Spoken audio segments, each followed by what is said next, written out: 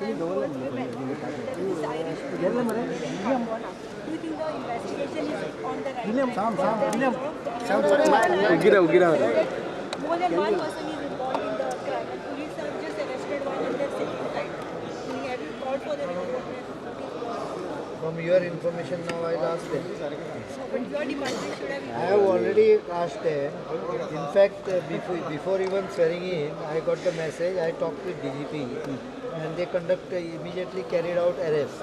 Yeah. After that, if you are telling me something, I will have to ask for the immediate report. Because the person who In next 10 minutes, they will get a call asking for all the details.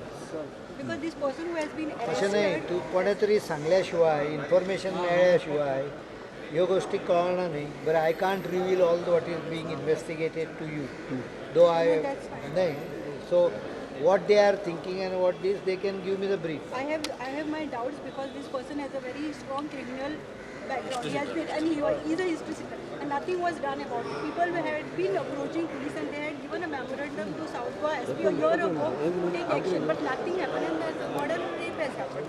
So somewhere the police have failed to act. That aspect is a separate aspect. In this particular case, police has acted quickly because when I was not even sworn in, I got the message.